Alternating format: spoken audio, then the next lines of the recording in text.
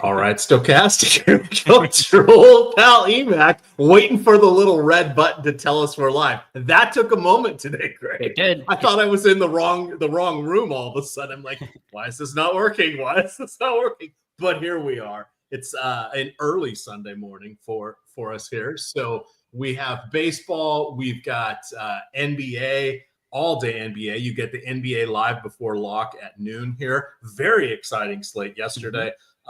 We did get elimination. Memphis did everything they could to stave it off, but ultimately were not enough.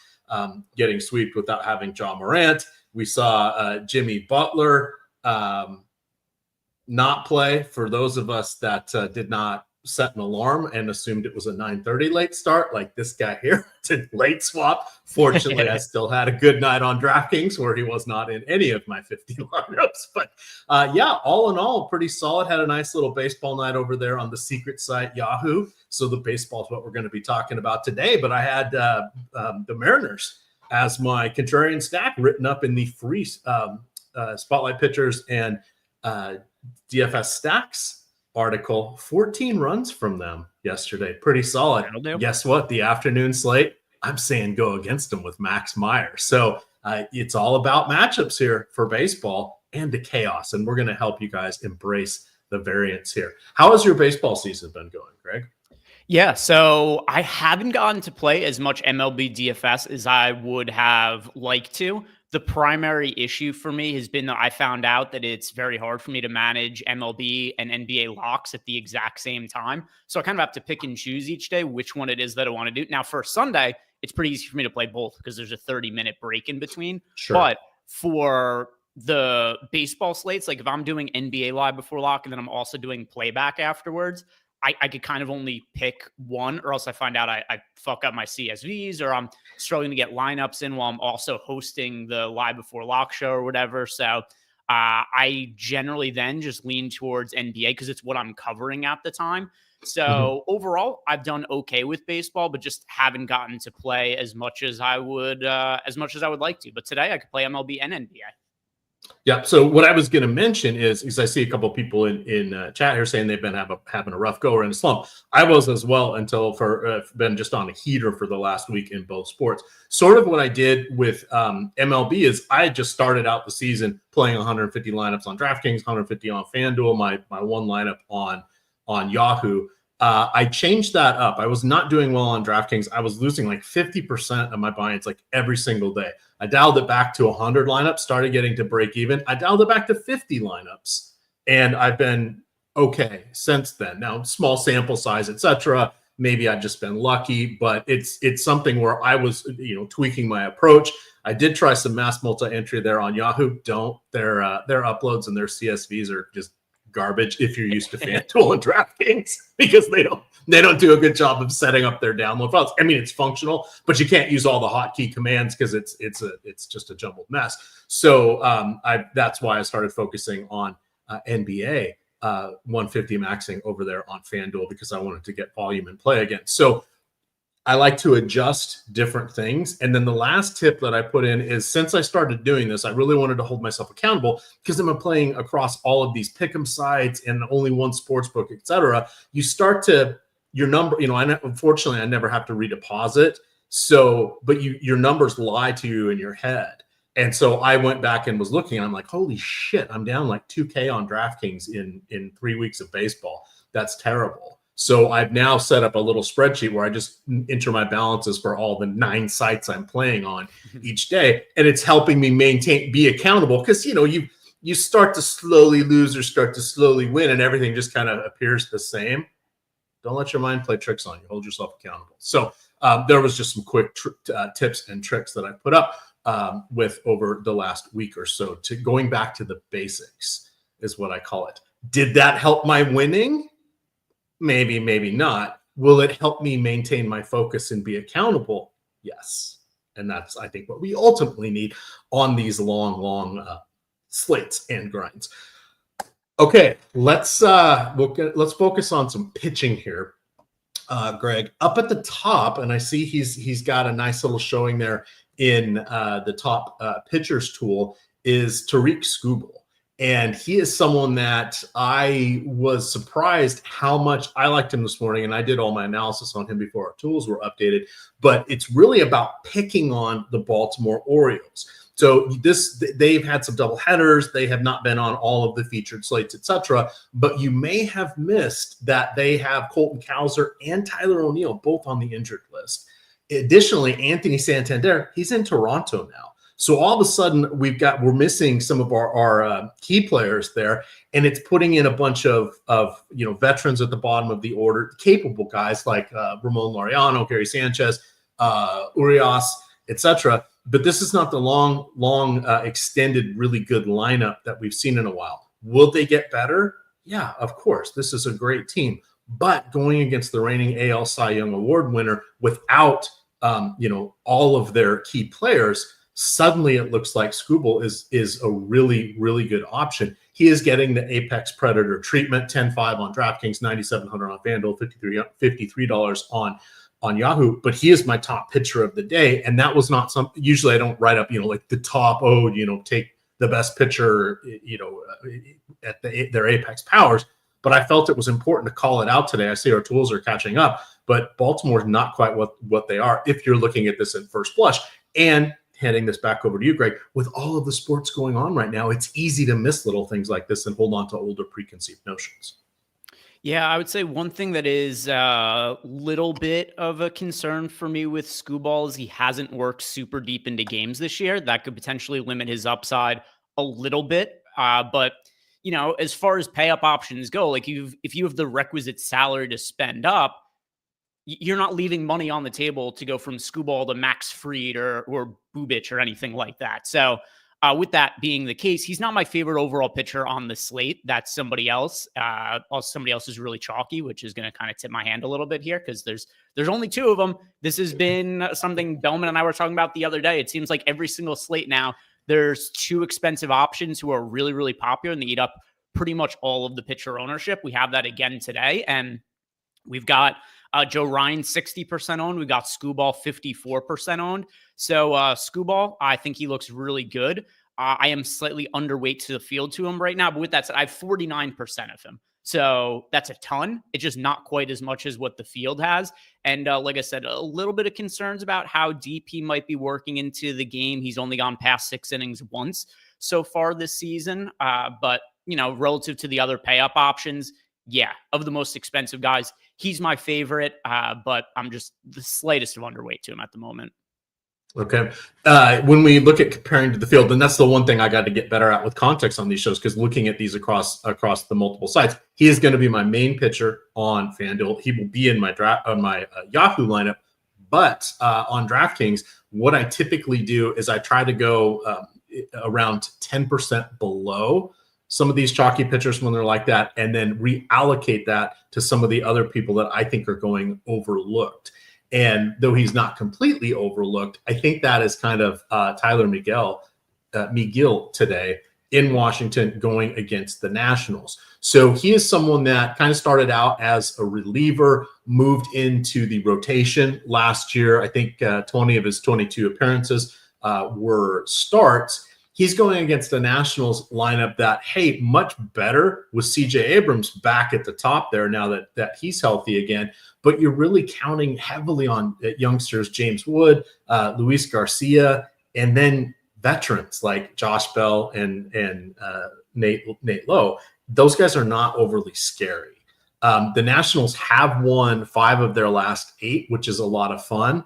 But they're just really not scoring runs. They've been just eking out victories here. So they had some fun highlights yesterday, and so, they've had a couple come from behind wins here. But I don't think, so as a lapsed Nationals fan at this point, I don't think this is a good lineup. It's an okay lineup, but it falls off so fast at the end. So the salary on Miguel at 7,700 on DraftKings has me really excited that the field's not quite picking up on that yet. I expect that him to increase a little as we get closer to lock and get all the lineups coming in.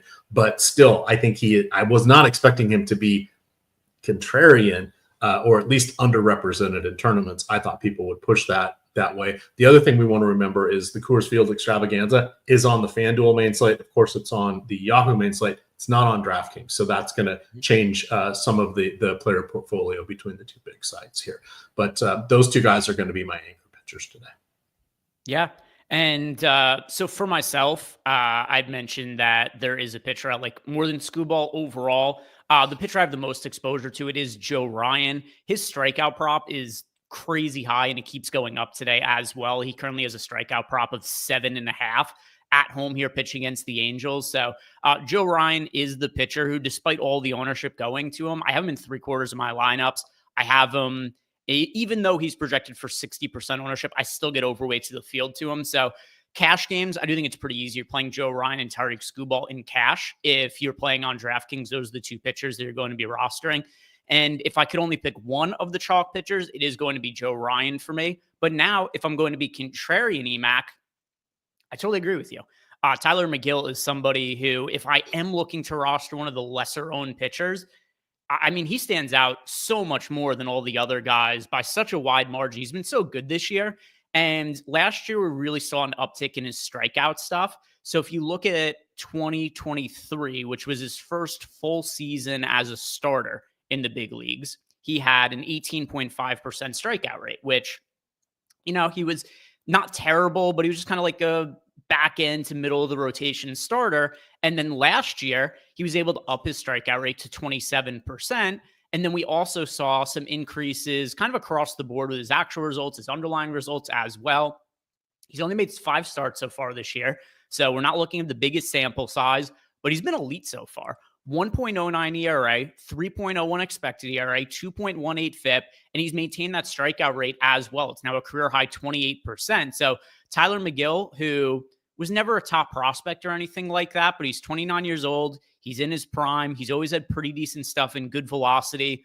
You know, there's definitely some, like, he hasn't given up a home run this year. He has a 0% home run to fly ball rate. That's going to regress. He's not going to maintain a 1.09 ERA for the entire season. But if you look at pretty much all projection models, he's a guy who's projecting for an ERA in like the mid to high 3s range. And everybody now, whether it's like Zips or Steamer, the Bat, everybody's projecting him to be a pretty high strikeout rate guy, 24 to 25% K rate. So I'm a believer. He's only $7,700. And if you're looking at all the pitchers on the slate who are contrarian, which is all of them who aren't Joe Ryan and Tariq Skubal, he's the one that stands out to me as having the most upside. All right. So it's kind of a 3-man show, or so it seems. As we go a little deeper into pitching here, I thought you might come out firing with Max Fried. He is slated to start the opener, or the first game of the doubleheader between Toronto and New York today. He is, coming in hot with his new team. So as Crash Davis, noted baseball philosopher, once said, we must respect the streak because they don't come around too often. He seems rather interesting today. Chris Bubich, kind of, with that strikeout upside. Hard to get a read on this Houston lineup. Some of their stalwarts are no longer, with the team. That core that was making all those postseason runs has kind of been watered down. They do have Christian Walker in there, etc., but not having, Tucker and Bregman and from a couple of years back, Springer. They're kind of turning things over a little bit. So they're not exactly, what our mind's eye may be saying about them. And then on the flip side, Hunter Brown, solid pitcher, good tournament upside, decent strikeout stuff. I've had a hard time getting a read on this Kansas City Royals offense, just because, it's like Hunter Renfroe, even older and worse. Sal Perez, older and even better, right? At some point, that guy's got to decline. You've got superstar Bobby Witt, but then they have just a bunch of situational guys that are either good against righties or good against lefties, even though they're everyday players. So there's a lot of inconsistency in that Kansas City lineup. So the middle tier is where things start to get muddy, but that's why playing, 50, 100, 150 lineups allows you to put yourself against the field with your portfolio and try to gain some hunches, figure out what you feel strongly in, and then take advantage of all those little edges, hopefully coming together into profitability. So I'm not as anchored to anybody here on the middle of our early slate pitching. Yeah, I feel the same way. Looking at my pitcher exposure, once again, like I have Joe Ryan in 3/4 of my lineups. I have Skubal in half my lineups. And I said I like Tyler McGill a lot as a contrarian pitching option. I kind of run out of spots for other pitchers at that point because, just think about it. All right, if I got Skubal in half my lineups, Joe Ryan in 3/4 of my lineups, Yeah. all right. Well, all of a sudden, that's 125% of my pitcher exposure used. I only have 75% left. I'm getting a good chunk of Tyler McGill. Nobody else shows up meaningfully for me after that. It's just kind of, all right, 5% of this guy, 3% of this guy, 3% of Max Fried, 3% of Eric Fetty. So there are no real priorities for me. You had mentioned it. It's kind of a 3-man show at pitcher. And yeah, we can make cases and figure out hey, if we wanted to punt, who's the guy that we're most apt to go to? For me, that's Dean Kramer at $5,800. But nobody's a priority for me outside of Ryan, Skubal, and McGill. It's only a 7-game slate. We don't have that many pitching options. The ones that look good look really good to me. Yeah. I would agree. Got nothing to add on that. You want to kind of run through this by game, or do you want to just go through it by stack for the first 7 here? 8 on FanDuel, of course. Yeah. I mean, we could run through it however it is that you want. I saw I got a question from HypnoToad. He wanted to know what our favorite low-owned stack is for single entry. And then also really quick, Go Real A40 wanted to know, how do I figure out a percentage to first for a contest? So he is asking for, in the Sims tool, when you build out your contest in the contest generator, and then when you simulate out the slate, it asks you to set a percentage to first. This is pretty simply just whatever contest you're playing in, what percentage of it actually pays out to first. So for instance, if it's a $400,000 prize pool with 100,000 to first, 100,000, that's 25% of 400,000. So you'd select 25% to first. You just divide the first place prize by the total amount of dollars in the prize pool. That's how you get that number. All right. Well, I can handle the other question of the low-owned stack if you would like. Hit me with it. All right. For me, it is going to be the Minnesota Twins. Now, we don't have their lineup yet, but they are going just against... came out a second ago. Oh, well, in that case, let's see ago. Who. All right. Well, the stuff I'm looking at doesn't quite have it, but let's spend a little time talking about the Los Angeles Angels of Anaheim. Over the last 72 hours, they have designated 2 of their relievers for assignment, meaning they're going to put them through waivers. If nobody claims them, they may or may not end up in the minors. They've moved 2 guys back down to the minors. So they are a bullpen in flux right now. That leaves their best pitchers, aging closer Kenley Jansen, and then 2 other rando arms that are only the best pitchers because they didn't get sent back down to the minors. So they have fresh arms kind of coming up. They used 4 different relievers in yesterday's game. So this is less about tired arms and more about, what are we getting here? And they just, they're trying to turn the entire bullpen over. So if we look at Soriano, he is someone that was never really much of a prospect. I believe he was top 10 or top 15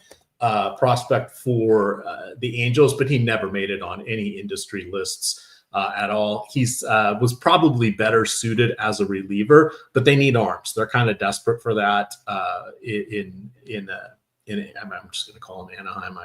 That's where they play. Forget, they're not Los Angeles. They're Anaheim.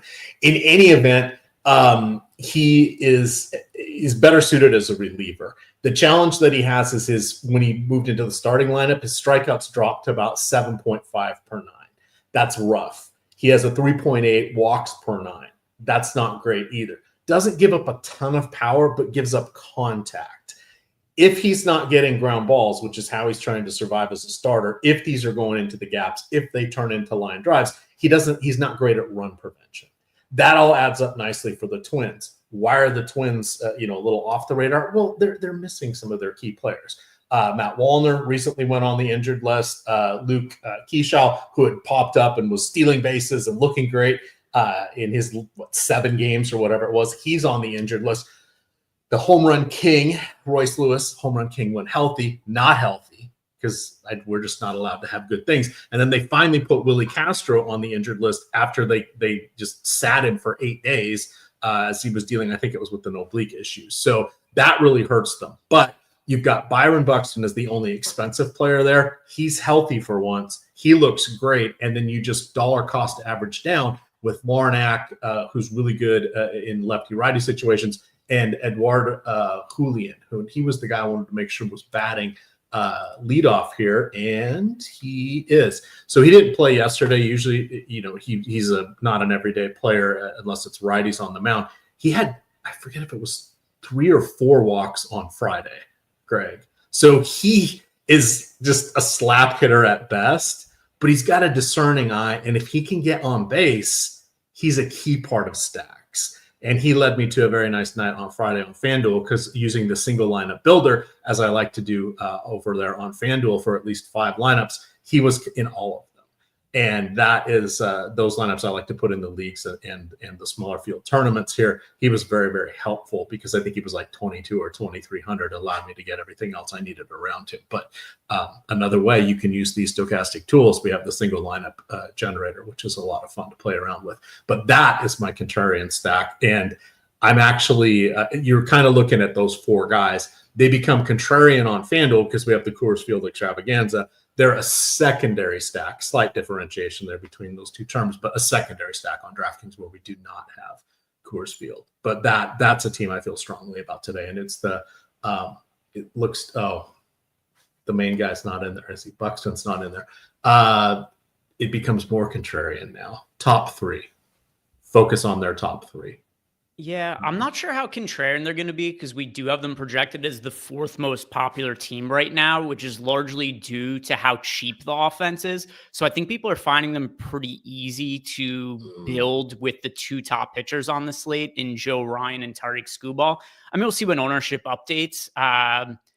It's also like there's nothing that's too crazy contrarian, because if you look at the ownership, like it's somewhat flat. The Yankees are 10.4% owned, then you got the Astros just under 10%. You got the Mets at 9.5%, and the Brewers and Twins are both at 9%.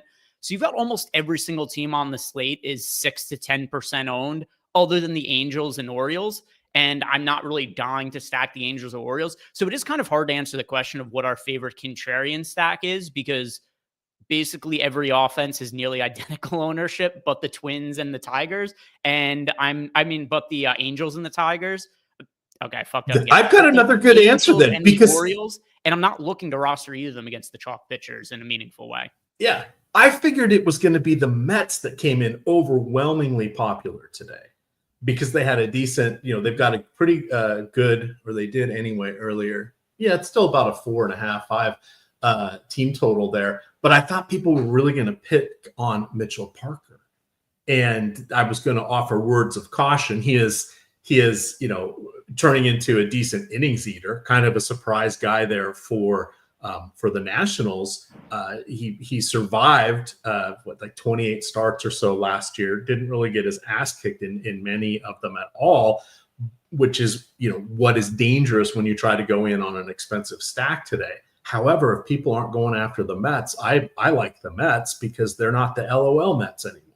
It's funny what Juan Soto can do for a lineup, as he did with the Nationals, as he did with San Diego, as he did with the Yankees. He can really turn things around there. And that's when I figured that's where the field was going to go. So I actually like them a little bit more. And this is where the context and when the dust starts to settle, sometimes we have to change our preconceived notions here, which is crazy how much things have changed over the last 5 years for baseball with all the tools that are out there, because everybody's counter moving and reacting to what everybody else is doing, as each of the various content providers are circling around the sites here and trying to figure out who's doing what and how's that going to impact the overall playing pool. It's a lot of fun in baseball because it moves quickly, because it's all about the leverage in baseball. Yeah, and I mean, we could talk a little bit about whether we think it's worthwhile to be stacking the Angels or the Orioles against those 2 chalk starting pitchers. I do lean a little bit more towards the Angels, just because Joe Ryan, as good as he isn't as good as, say, Skubal. Like, Skubal is arguably the best pitcher in the American League right now. He won the Cy Young last year. I would say that I think Paul Skeens is overall the best pitcher in baseball. But one thing that at least you're getting if you stack against Joe Ryan, and once again, this is more so just because we got to ask the question, who's our favorite contrarian stack? And there's only 2 contrarian teams on the entire slate. So if I'm forced to pick one of them, I'm more apt to stack against Joe Ryan than Tyreek Skubal. Joe Ryan is a pitcher who's a very heavy fly ball pitcher. He's never had a ground ball rate higher than 40% in his entire career. It's only 31.7%. So a lot of balls hit in the air against him. Typically, fly ball pitchers have pretty low home run to fly ball rates. That's not the case for Joe Ryan. 12.1% for his career, 13.9% this year for home run to fly ball rate. So he is pretty homer prone. So that is something that could lend itself in terms of upside against him. His last start, he gave up 3 homers. He has 2 out of his 5 starts this year. He's allowed multiple home runs now. So if forced to choose, I would go with the Angels as a leverage stack over the Orioles, but it's a pretty soft recommendation. All right. Just hitting on the Coors Field aspect here real quick, because I see someone asking about Michael Henry, who's longtime participant of the show here, asking about Nick Lodolo not being on the FanDuel radar because of Coors Field. I would say a little bit. He's been hurt the better part of each of the last 2 seasons. Came in just as an amazing strikeout guy with Cincinnati, when they had Hunter Green and I know Ashcraft was okay and Abbott's in there. I'm forgetting their other guy who's been hurt as well. But injuries have kind of sapped him for the better part of 2 seasons. So will he get back to where he was? Probably. He is such a good, talented pitcher, but the strikeouts really haven't been there. His velocity's down a little bit, nothing extreme, but 2022, his fastball was 92. 2023, it was 90. It's about 91 here, but his other pitches are within plus or minus a tick. And it looks like he's not using his four-seamer as much as he was proportionally in those prior seasons. And then when we go back to his last healthy season as well. So to me, it's just like, it's a little concerning. I don't love the Rockies other than it being Coors Field, but that is a situation where I don't really want to go after Lodolo. I think there's enough other ways to do it on FanDuel today. It's something you should always consider with how bad the Rockies offense has been. And even when they're at home, there's someone that you want to target with, because we saw another lefty go in there. I think it was Mackenzie Gore. Didn't he have like a dozen strikeouts or something crazy like that?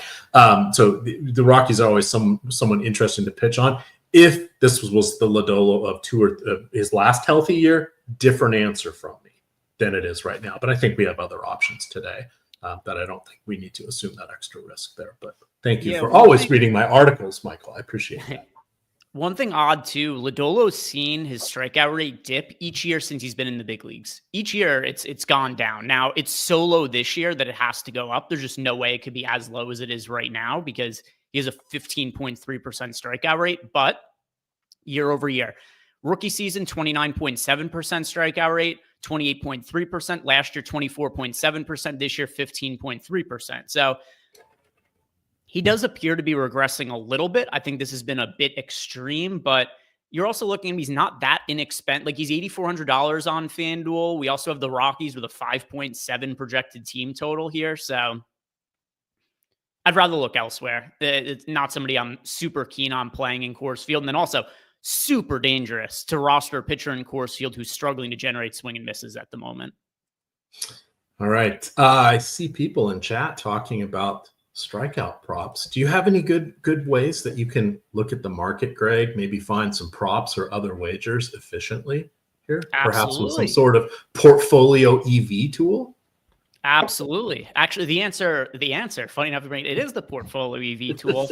And there is a bet that, or I'm pulling it up right now to see what it is that's at the top of the board. We do have Max Meyer under 6.5 strikeouts. Now, I know that Max Meyer has had a really strong go as of late, but 6.5 strikeouts, that's a pretty big number for him. We do have the fair line projected at -174. The line's -138 on FanDuel. So under 6.5 strikeouts for Max Meyer, that is a prop that's sticking out right now. And if you guys want access to even more of the props on the board, I've got good news for you. You get signed up with the promo code Sunday, all capital letters, and get yourself 50% off right now. Link is down below in the YouTube description box. My thread, which is just bets right from the tools. EMAC, I don't know if you've seen, but like best week of the season so far this week, been on absolute fire as of late. So I tweeted out some of the overall results earlier, but start with $100 bankroll and then just posting bets from the tools every day and using the recommended bet size amount and keeping track of all in the thread. Now over $1,700, it's starting $100 bankroll. So 17xing the bankroll over the course of, it's about 140 slates. So a pretty good deal and 50% off with that promo code Sunday. So check it out if you guys haven't already. All right. Choke hold them. I know, but we really believe in the Portfolio EV product. It also works on the social wagering sites like Prop Picket and NoVig. There's NoVig, there's Profit X. So Profit X. We're always adding some more of the different kinds of books in there, which also some of the peer-to-peer stuff that will definitely be really useful in the future where, well, I mean, it's useful now also, but if you are somebody who's limited on sports books, this is a way that there's no reason for these books to limit you because they want to take as much action as they can, some of the peer-to-peer books. So that's why we added in NoVig, Profit X. I'm sure there'll be other peer-to-peer exchanges that come in the future, but that's another way to bet without any kind of real limits or restrictions. Yeah, and without going too crazy and just focusing on this, I was up $1,100 last month. Had a bad day yesterday, fell down to plus 900, but I only have one sports book plus the social sites here in Florida. So I'm just telling you guys, and I make between $10 and $25 wagers, so nothing crazy, and that's usually about where the limiting amount is. And I've been limited now on a couple pick'em sites after using our tools, so I'm getting by, not doing a lot of heavy lifting, and if I get another extra grand a month without a lot of work, I'll take it. Nothing wrong with that. So, but back to baseball here. What about your who is your heaviest stack exposure to in this? Yeah, so it's funny because at the top we've been asked about contrarian teams. You threw out the Minnesota Twins, and turned out they weren't as contrarian as I thought. Yeah, so. But part of it too is there just aren't contrarian stacks. But anyway, I don't disagree with you because the team I get the most exposure to in the Sims tool, it is the Minnesota Twins. I have them in 16% of my lineups as a 5-man stack. So Minnesota Twins, they do look really good. I'll be interested to see what happens when I rerun everything with some of the updated lineups. Because like you said, there is no Byron Buxton in the lineup. And I had how much exposure? Yeah, Buxton, I had in 25% of my lineups. He was one of my most rostered hitters. So that could definitely end up changing the equation a little bit here. But at the same time, too, the Twins now get even cheaper as a stack. It becomes even simpler to pay up for the 2 top pitchers and Skubal and Joe Ryan with them. Let's see. Let's go and look. Yeah, looks like this is, oh no, not quite updated yet. I want to see what some of the top stack odds change to. Here's what I expect to happen once we update projections and our sims. The top stack odds is probably going to come down a little bit for the Twins, but the top value odds are going to go up even higher, and the ownership also might go down a little bit. So any of the changes to the Twins with Buxton being out, I think it's going to pretty much have them grade out the same in the sims.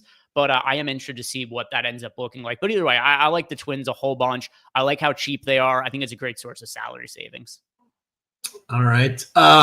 Since we have a larger afternoon slate, do you want to hit a little bit on that? Then we can wrap up any questions as we get the last of our lineups in for the main slate, and then get on out of here for the 12 o'clock live before lock NBA show, which is going to be a barn burner today. Absolutely. Could you do me a favor, Emac? I have somebody at my door right now. I'll be back in like a second. I'm just going to go check what that is, and then I will be back. All right, no problem. So we're going to talk here a little bit about the main slate, or the afternoon slate. So it's starting at 4:05. There are 6 games. The reason this is kind of interesting is last week, because of Easter, there was only 2 games, and then because there was an extra doubleheader, they had a 2-game night game, including Sunday Night Baseball, or 2-game night slate. But today we have a solid 6 games here.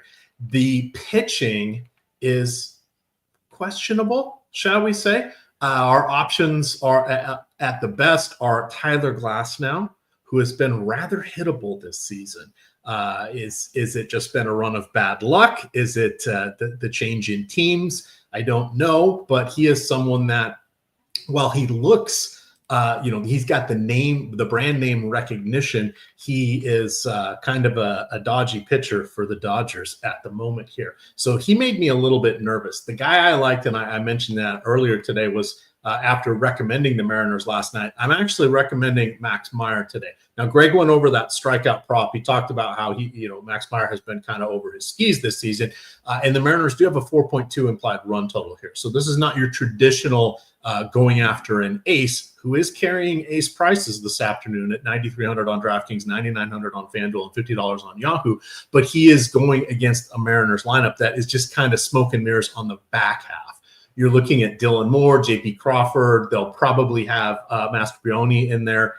Those guys, they will strike out. It doesn't take much to get them to strike out. And that's something that can be helpful for a 3-up, 3-down situation. And it can allow Meyer to use more of his pitches to kind of nibble around and be a little more selective with the good hitters at the top of that Mariners lineup. We know that Seattle is the best pitching park in the league more often than not, and the weather is conducive to pitching today in the Pacific Northwest. So for me, the preferred pitcher will be Max Meyer. That doesn't mean I'm avoiding Tyler Glasnow, but I kind of like Meyer in this spot. And I should have opened the tools there. My guess is he is going to not have the overall popularity that Glasnow will with the higher team total from the Mariners and his less of a track record in his past performances there. But he is the guy I want to build around. Glasnow will probably be my third most popular or third most rostered pitcher, and then I'm debating on a couple here. I got to figure out we hide the different. Everybody calls their late slate something different. Sometimes it's the afternoon. I was doing the same thing on screen. Sometimes it's the night.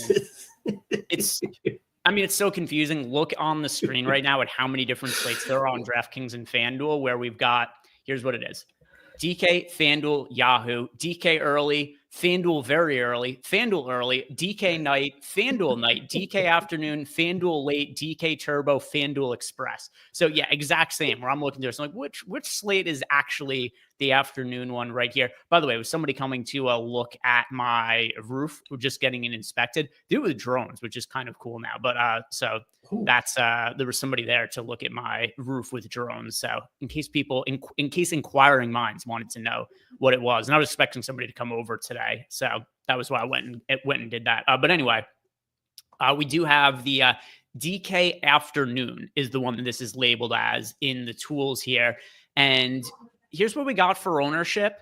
It is a ton of exposure going to Tyler Glasnow. I know you had said that you have as your favorite pitcher here for the slate. He is 71. Third favorite. Max Meyer. Sorry, third favorite. I misheard you then.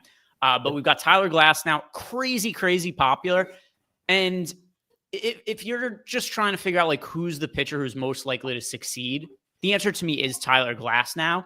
But that's 71% ownership is a massive mark. So I think one of the easiest ways to get a little bit different on the afternoon slate is just to build some lineups that don't contain Tyler Glasnow. So that's where Max Meyer stands out. That's where somebody also like Brandon Pfaadt also potentially be standing out. Maybe you could look at Spencer Schwellenbach as a pivot where he is only $300 more expensive than Tyler Glasnow, but he's got 7 to 6x less ownership than him, where you got 11% ownership to Schwellenbach, 71% ownership to Tyler Glasnow, whereas Glasnow is definitely more likely to succeed. If you look at our top two pitcher odds, we've got Schwellenbach 17% chance, whereas Tyler Glasnow 45% chance. So he's like 3 times more likely to be a top scoring pitcher, but he's 6 to 7x more owned. So just in terms of like trying to find leverage and reduce ownership, that's where I think that somebody like Schwellenbach is kind of interesting as a really contrarian pitcher. He's been great overall this year, did struggle his last time out, but I like Schwellenbach. I think that he is somebody who at least looks poised, maybe not be a Cy Young contender, but like the next tier down of pitcher. So I think he's a little bit too low owned for the afternoon slate. I would agree. So it's kind of a co-tie for me with him, with Pfaadt and Spencer Schwellenbach going against each other. I believe, I'll double check. I think the roof is closed because it's an afternoon game. Sorry. Yes, the roof is closed. It had been open this series. Arizona, I'm going to drop this link for you guys.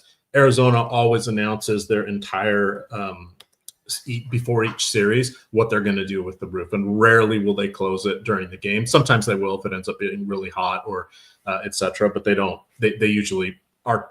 It'll be open more often than not for the next couple weeks, and then it's going to be closed till the fall. That's usually how it works as the heat gets there. So their first few series, they do try to keep it open as much as possible to enjoy that cooler mid-90s temperatures there in the evenings in Phoenix. So those are Schwellenbach is a pitcher that has been advancing rather rapidly with his skill set. Some of that helps him going against the pathetic teams in the National League East. On the other side, Brandon Pfaadt, we had been picking on him selectively here his first couple of seasons. Definitely shows talent, is actually a top prospect and was a top prospect across baseball. He is putting it all together, still has, moments of lacking experience or the wherewithal to get through some of the tougher innings, which is where he can suffer some meltdowns here. But we also want to remember that the Atlanta lineup is, missing a few key people with suspension and injury. So it's not the, when you're looking at Alex Verdugo more or less coming off the scrap heap and becoming a good luck totem in getting them a bunch of wins, here, it's kind of smoke and mirrors there, and the back of their lineup's already pretty shaky anyway. So that's kind of where I like both those guys there, making this kind of a four-man show. The one other thing I want to impart here on pitching for the afternoon slates, and I love playing the afternoon Sunday slates, it is very, very condensed. It's different than the other slates. People just kind of gravitate because there's not a lot of content geared for this. You can always get the free Spotlight Pitchers and Top Stacks article, which will cover this slate on Sundays, but there's not a lot of free content out there. So people just look for the names they know and move on. The contest sizes are smaller. So if you are using the tools, if you are, following the sport closely, you can really pick your spots, and you can have a lot of fun on sites like Yahoo and FanDuel where they have the smaller contests, but it's not hard to be selectively contrarian there, picking the second or third best options and, feathering the nest, as they like to say here. Well, if you're a birder, they like to say that, but these are good ways, little tricks that you can help boost your bankroll and have a little rooting interest for afternoon baseball. Because let's face it, it's not as fun to watch unless you got a little something on the games. Yeah, absolutely. Another way too with because Portfolio EV, it is volume based. I know a lot of people will say that they don't want to have like a ton of bets. They only want to have a few bets, but if you're using Portfolio EV and you're placing, like 10, 20, 30, 50 bets in a day or whatever it is, you do have some rooting interest in every single game to some extent in that kind of setup. The other thing that's where I've been doing this, Greg, and I'm assuming you probably do as well. And I do this because I really only have the one sportsbook. I parlay 2 or 3. I do like 2 or 3 round robin bets, and you're getting a ton of these unders for total bases or a type of hit or whatever it is. And those are so boring to root for individually. But if you just enter, 20 of them, make a bunch of little $2 and $3 bets on 2 and 3 man round robins for these, all of a sudden you look up and you're making 20, 30% on those in a day pretty regularly. And it's like, hey, wait a second, that's like playing cash games. If I'm dropping $100, $150 doing that, and more often than not, I'm at least within $20 of breaking even or hitting on good days, 30, 40% on that, it's a nice little way to go. And it's one other way to use the tools, and with the automatic upload aspect that's available on most of these, what do we call it? The lineup loader, the bet loader, that just makes it easy. It's all you're just clicking a few buttons. I don't like to do it on my phone, I like to do it on my computer, but I just click a few buttons, boom, I'm done, easy peasy. And then I'm off to the next thing. So another way you can utilize the tools to your advantage here. Absolutely. Let me see if there was any other questions that came into Discord for us. And we did get one from Einsteinium. He wants to know if we have any interest in Brian Bello as a pitcher. I don't know about you, Eric. I accidentally called you by your legal name. I don't know about you, Emac, but I very, very rarely play Brian Bello in DFS. I did when he first got called up to the big leagues, which, he was a top pitching prospect, really good stuff. He's just never been good, though. And I know this year you might look and be like, oh, he's got a 1.8 ERA. Maybe he's breaking out. He's also only made one start. It's 5 innings. So sure, he pitched 5 innings, gave up 1 run in that start, but he also had a 7.13 expected ERA and a 7.43 FIP in that start. And just as a strikeout pitcher, 21.8% K rate last year, 19.8% the year before. So overall for his career, it's barely over 20%.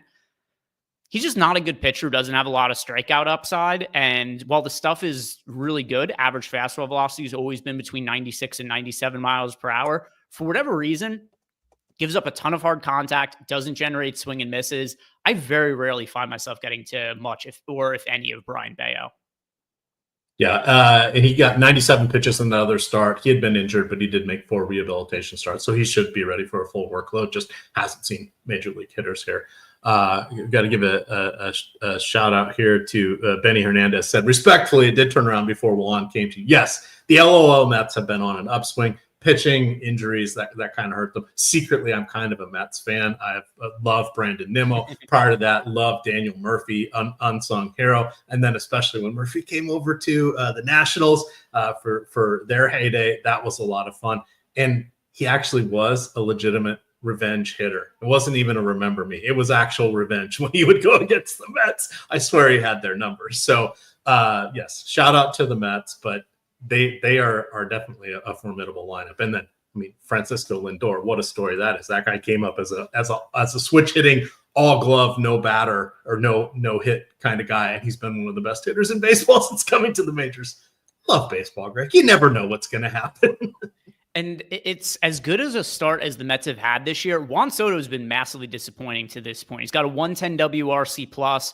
For reference, he has never had a WRC plus below 143 for his entire career. And that 143 mark he had, it was in his second season in the big league. So you've got a team who Juan Soto is the best and most valuable player on the team. He has struggled relative to him, like a 110 WRC plus. That's still, 10% above league average. But you got a guy in Juan Soto who's going to be significantly better going forward. And still, the Mets have had one of the best teams and one of the best offenses in baseball to this start. So yeah, they're going to be really good this year. All right. For stacks in the late slate, good God, we're going back to the Athletics. This is as much about the Athletics. We now have a 13-game sample size on the ballpark. Turns out that even though it is, regulation size for a major league park and the best pitchers park in the Pacific Coast League, 4 of their sites are at significant elevation. So, of course, it's the best one, but it's dramatically the best one. Looks like it's going to be hitting friendly. Will it be home run friendly? Will it be a launching pad? We'll have to see what happens as the weather warms up there in West Sacramento. But it does look like the combination of bad pitching for the Athletics and then the Athletics proclivity for home runs is making this a decent scoring ballpark. I pulled some averages here. I wanted to get to these. So the A's pitching and their 13 games at home is allowing 6.1 runs per game. The offense is only getting 4.3, but we do like the offense, very heavily concentrated at the top in their first 5 players. They're going against Davis Martin. They got to him for 4 runs 10 days ago. Davis Martin does not get a lot of strikeouts. He lucked into some ground balls there, but he is someone that just gives up a ton of contact, and he is, he's going to float around the league as a right-handed innings eater for another half decade because he's going to be on a low-cost control contract because that's about all teams are going to offer him. But he's someone that we're going to be picking on quite regularly. I really like the Athletics against him today, and I try not to write them up, but they've been in such good matchups over the last 10 days that they just keep surging to the top of all of our tools, and it's hard to ignore them. So that's kind of your stack, which is where I'm not going with Glass now because, like Greg, I don't really attack him. My leverage against him is underrepresenting him in the tournament. Yeah, and if you look at the top stacks tool, we've got a crazy amount of ownership going to the Dodgers. They are 18% owned as a team for the afternoon slate. You've got the A's here who have 12% ownership, so it's clearly not insignificant. They're the second most popular team on the slate, but we actually do have the A's with a better chance of being the top scoring team on the slate than the Dodgers. Their team total is slightly higher. They're also cheaper. So you're getting a team in the A's who it's clearly not as good of an offense as the Dodgers. And if you are looking to roster the Dodgers, like there's kind of a handful of bats like Mookie Betts, Shohei Ohtani. Like we know where the production is generally coming from. But as a 5-man stack, the A's are rating out better for us, higher projected team total, higher odds being a top scoring stack. They also have higher odds being top value stack just because the Dodgers are so expensive, 12% owned compared to 18% owned. So the A's really do stand out in our data. All right. What do we got? Home run calls here. There's really no weather concerns. There's no precipitation risks. There could be scattered showers here and there, but nothing that looks like it's going to impact anything. Marginally cooler weather across most of the outdoor venues today.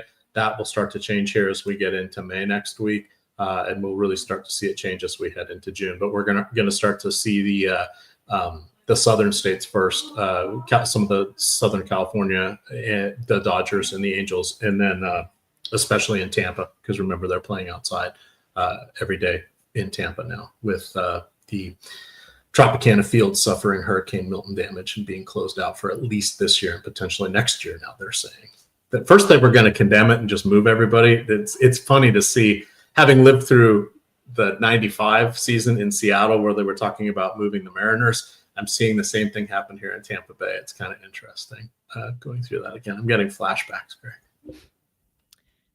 All right. Have you seen the graphic, by the way? Which graphic? The Dong of the Day graphic I put together. What? The Dong of the Day graphic. So, I played that video game. That's like a knockoff RBI baseball. I love it. I must have it. So when we right now we give out our home run bets or picks, not necessarily bets. I'll also hear from you guys in chat. Let us know who you guys are picking to homer today. We'll read some of those off here in our closing minutes. But Emac, who's do you have in mind for your home run pick today? Well, I know he started off slow, but he's familiar with the hitting background. It is going to be Juan Soto in the lefty-lefty matchup against a surprisingly decent Mitchell Parker. I'm voting on Juan Soto today for a home run. All right, let me make sure. Okay, yeah, he is in the lineup. So what I wanted to do, because the Twins team that I'm getting the most exposure what to. You wanted to do? You want Soto to do? I see. Exactly. So I want to make sure that I'm picking a Minnesota Twins hitter, but also just wanted to peruse the lineup and make sure that I am giving out somebody who's actually in the lineup today. And he is. Ryan Jeffers, by far my favorite catcher option on this slate. There is generally it's pretty difficult to get a lot of production out of the catcher spot, and there's only a couple of catchers who I really view as legitimate power upsides for this main slate today. It's Ryan Jeffers and William Contreras.